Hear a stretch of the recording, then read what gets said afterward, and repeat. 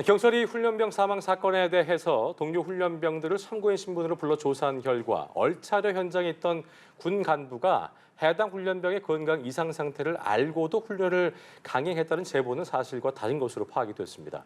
오늘 국가인권위원회가 숨진 훈련병 사건에 대해서 직권조사 개시 여부를 결정할 방침인데요. 수사 쟁점들 따져보겠습니다. 네, 한편 20년 전 전국을 충격에 빠뜨렸던 밀양 여중생 집단 성폭행 사건의 주동자 근황이 밝혀지면서 해당 사건이 논란이 확산이 되고 있습니다. 단 한 명도 형사처분을 받지 않아 국민적 분노를 샀던 이 사건, 새롭게 재조명되고 있는 이유를 양지민 변호사와 함께 짚어보도록 하고요. 잠시 속보가 들어와서 좀 정리해드리고 대담 이어가도록 하겠습니다. 자, 윤석열 대통령이 9.19 남북 군사합의 전체 효력 정지를 제거했습니다. 대통령실은 윤 대통령이 오늘 오전에 국무총리 주재 국무회의에서 의결된 9.19 군사합의 전체 효력 정지안을 최종 제거했다고 밝혔는데요. 앞서 국가안보실은 남북 간 상호 신뢰가 회복될 때까지 9.19 군사합의 전체 효력을 정지하는 안건을 국무회의에 상정을 한 바 있습니다. 네, 효력 정지안이 윤 대통령 재가를 거쳐 북한에 통보되면 합의 효력은 즉시 정지됩니다. 이에 따라 군사 분계선 일대에서 군사훈련이 가능해지고 대북 확성기 방송도 재개할 수 있습니다. 네, 관련된 내용 저희가 또 들어오는 대로 전해드리도록 하겠습니다. 네, 저희 양지민 변호사와 함께 대담 이어가 보도록 하죠. 어서 오십시오. 안녕하세요. 자, 안타까운 사망 사건이었죠. 군기훈련, 이른바 얼차례를 받던 중에 사망한 훈련병 사건부터 저희 먼저 짚어보겠습니다. 사건 발생 이후에 군인권센터가 이런 발표를 했었죠. 숨진 훈련병의 건강 상태가 좀 좋지 않아 보여서 동료 훈련병들이 현장에 있던 집행 간부에게 보고를 했다는 내용이었는데 그런데 경찰이 동료들을 소환해서 참고인 신분을 조사해 보니까 보고를 무시하고 얼차례를 강행했다. 이건 사실이 아닌 것으로 좀 파악이 되더라고요. 네, 지금 우리가 기존에 알려지고 있던 사실관계와 조금 다른 이야기가 나와서 지금 수사기관도 계속해서 수사를 좀 더 이어가야 될 것으로 보이는데요. 일단은 지금 말씀해 주신 것처럼 사망한 훈련병과 같이 함께 훈련을 받았던 동료들이 있습니다. 이제 총 5명이었는데요. 그 5명이 기존에 이제 훈련을 받던 도중에 사망한 훈련병의 상태가 안 좋다 보니까 이걸 이제 상관에게 보고를 했었다. 이 친구가 조금 심상치 않다라는 이제 건강 상태를 보고를 했었다라고 지금 전해지고 있었고, 만약에 그것이 사실이라면 이거는 명백한 가혹행위 아니냐라는 이야기까지 사실 이어졌던 것이거든요. 그런데 지금 수사기관에서 나오는 이야기는 사실상 건강 이상 신호에 대해서 이 간부들, 그러니까 본인들의 상관에게 보고를 한 적이 없다라는 이야기가 전해집니다. 더불어서 그때 당시 이 피해자, 그러니까 숨진 피해자의 경우에 신장이 다 망가지다 보니까 소변 색깔이 검은색이었다. 그 정도로 본다면 사실상 누가 봐도 굉장히 위독한 상황이었는데 제대로 조치를 안 했다라는 사실 비난이 있었는데요. 이것도 사실과 다르다라고 수사기관이 바로 잡은 것입니다. 그러면서 그때 당시 훈련받은 동료들 참고인 신분으로 불러서 조사를 해보니까 우리도 너무 힘든 상황이었기 때문에 서로의 상태에 대해서 살필 여유가 없었고, 그렇다 보니까 이 이상 징후에 대해서 보고를 했다라는 것은 사실이 아니다라는 지금 이야기가 나오고 있습니다. 네, 이에 대해서 이제 군 인권센터는 반박을 하고 있거든요. 오히려 경찰이 사건을 축소하고 은폐하려고 하고 있다라고 얘기하고 있는데, 그렇게 본다면 이제 동료 훈련병들뿐만 아니라 어떻게 군 인권센터 제보 과정에 이루어졌는지 그 조사도 좀 필요해 보이지 않습니까? 그렇죠. 군 인권센터는 기본적으로 인권센터에 이제 제보자들이 제보를 하는 형식으로 사실관계를 수집을 하게 되고, 이것을 가지고 이제 검토를 내부적으로 해봤을 때 이것은 인권 침해 소지가 있다, 뭔가 가혹행위가 발생한 것 같다라고 한다면 이 부분에 대해서 이제 고발을 진행한다라든지 아니면 국가인권위원회에 진정을 제기를 한다라든지 이런 형태로 사실은 이제 절차를 밟게 되는데, 지금 그렇다라면 그러한 검은 소변이 나왔었다, 내지는 그때 당시 이제 5명의 동료 훈련병들이 이의 제기를 했음에도 불구하고 이것이 무시당했다라는 이야기가 과연 어디서 나온 것인지 이 사실관계를 좀 짚어봐야 될 필요성이 있고요. 일부에서는 일부 인터뷰를 통해서 사실은 같이 훈련을 받았던 훈련병이 이제 가족이 이런 이야기를 했다라는 이야기도 사실 전해지는데요. 사실관계가 어디서부터 어떻게 잘못된 것이고, 아니면 수사기관이 잘못된 사실관계를 지금 바깥으로 유출을 하고 있는 것인지, 아니면 군 인권센터에서 제대로 사실관계 조사가 되지 않았음에도 불구하고 무리하게 섣부르게 이것을 외부로 발표를 한 것인지 반드시 짚어봐야 됩니다. 자, 경찰이 일단 확인된 사실, 진짜 있었던 사실을 확인해 보면 사망 훈련병이 20kg이 넘는 완전 군장했던 거 사실이고 규정상 금지하고 있는 구보랑 선착순 달리기 한 것도 사실이고 또 팔굽혀펴기도 했던 것 같더라고요. 그러니까 이것들이 이제 사실인 것인데 이런 사실을 바탕으로 수사 대상자들한테 혐의를 적용하게 된다면 어떤 것들이 가능해지는 겁니까? 일단은 본인들이 이 훈련을 시키는 와중에서 사람이 사망한 것이기 때문에 업무상 과실치사죄는 혐의가 적용될 수밖에 없는 것이고요. 네네. 여기서의 쟁점은 결국 가혹행위였냐 아니냐가 문제인 그 겁니다. 성격 문제군요. 그렇죠. 왜냐하면 가혹행위에 해당한다라면 군형법까지 이제 가지고 와서 적용을 할 수 있는 것이기 때문에 과연 가혹행위가 있었는지 여부가 핵심 쟁점인데요. 예. 말씀하신 것처럼 이 육군의 규정을 위반한 것은 내부적으로 징계 사유이기도 합니다. 그러니까 육군 내부적으로 규칙이 마련이 되어 있어서 말씀해주신 것처럼 완전 군장 상태로는 우리가 그냥 가볍게 걷는 것만 해야 되고 뭐 부보라든지 선착순 달리기라든지 이런 것들은 제한이 되는데 그걸 했다라는 것은 사실인 것 같아요. 그리고 5명의 훈련병들도 진술이 일치하는 부분이고 이런 부분에서는 규정, 내부 규정 위반이기 때문에 징계가 충분히 가능할 수 있을 것으로 보이고요. 여기에 별도로 형사 처벌이 가능한 것인데 지금 받고 있는 혐의는 일단은 업무상 과실치사와 그리고 직권남용 가혹행위 이렇게 2가지 혐의를 받고 있습니다. 네, 사실관계와 또 혐의에 대해서 짚어주셨는데 그렇다면 이제 앞의 내용을 다시 살펴보면 당시 군 간부가 해당 훈련병의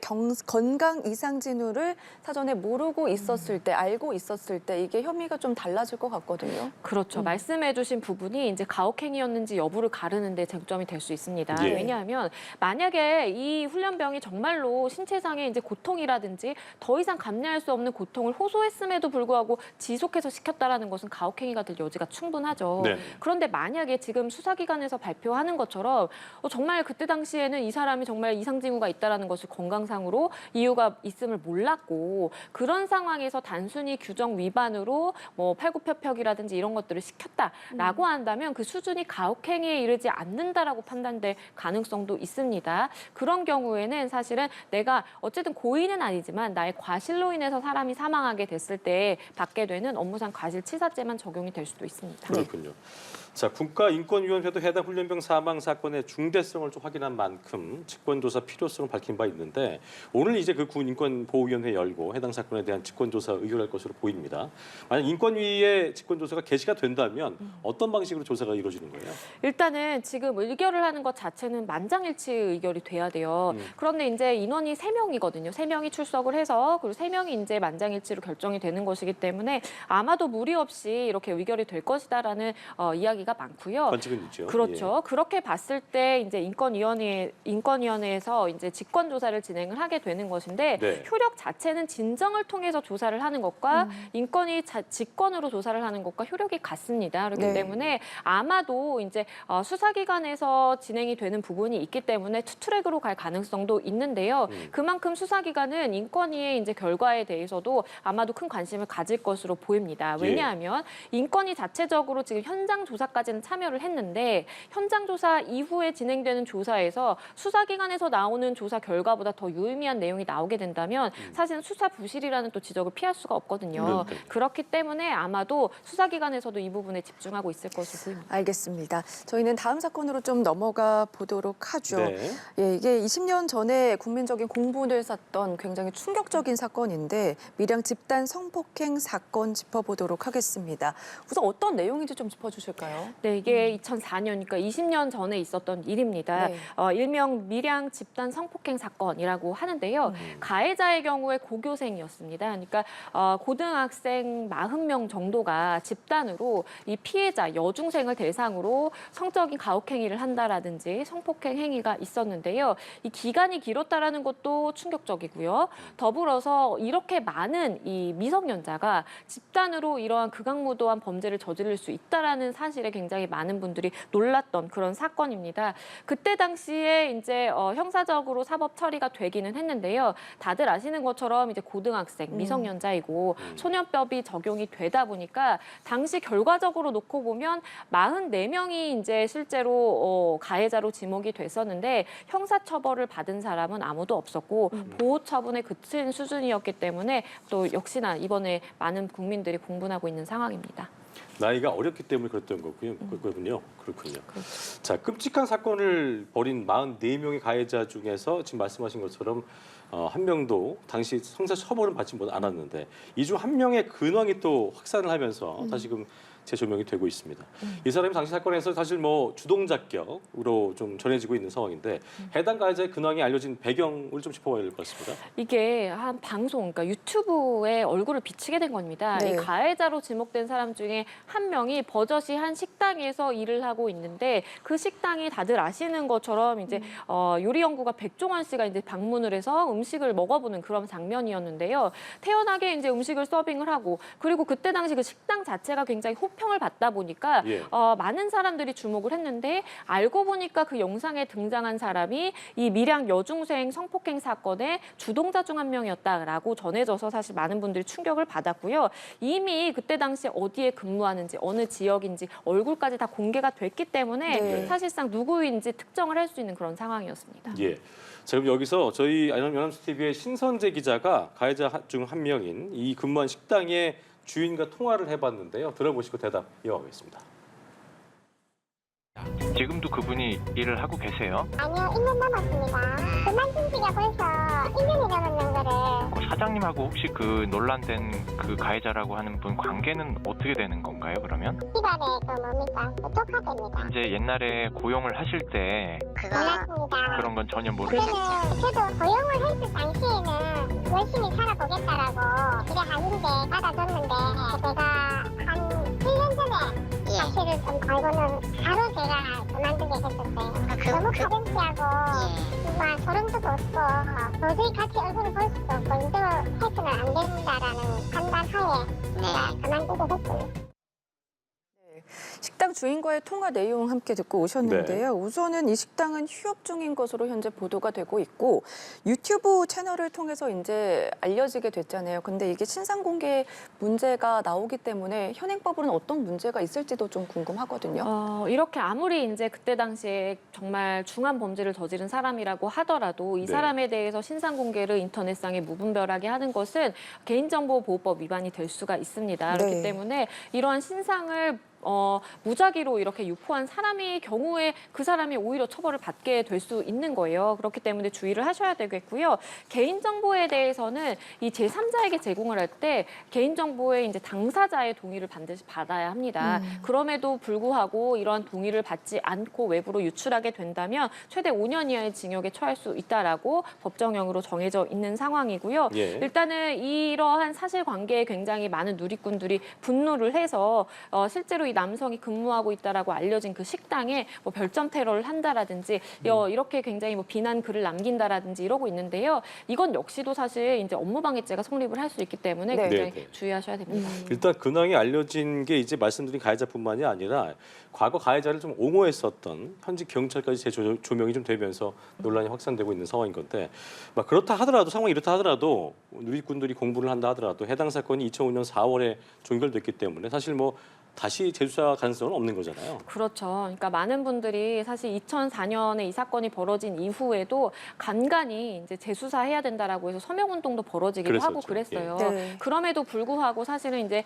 재수사될 수 없는 것은 이제 법상의 한계가 있기 때문입니다. 그때 당시에 동일한 사실관계로 어쨌든 본인들이 미성년자이다 보니까 형사처벌을 받지는 않았지만 그때 예. 당시 보호처분이라고 해서 소년법상 마련되어 있는 본인의 이제 책임은 사실 다 했다라고 법적으로는 볼 수밖에 없겠고요. 우리가 동일한 사실관계 내가 죄 지은 부분에 대해서 한 번 처벌받은 이후에는 사실상 동일한 사실관계로 또다시 처벌하는 것은 불가능합니다. 네. 그렇기 때문에 비록 정말 중한 범죄를 저질렀다라고 하더라도 그때 당시에 본인이 나이대에 맞는 책임은 다 했기 때문에 네, 네. 다시 재수사의 가능성은 좀 희박한 상황입니다. 알겠습니다. 마지막 사건도 좀 짚어보겠습니다. 이번에 헌법재판소에서 나온 결정 좀 만나보도록 할 텐데요. 네. 우병우 전 청와대 민정수석 비서관이 형법상 직권남용죄가 위헌이라며 헌법소원 심판을 청구를 했는데 헌법재판소에서는 합헌 결정을 내렸습니다. 그러니까 직권남용 권리행사 관계죄가 헌법에는 어긋나지 않다. 18년 만에 재확인하게 된 건데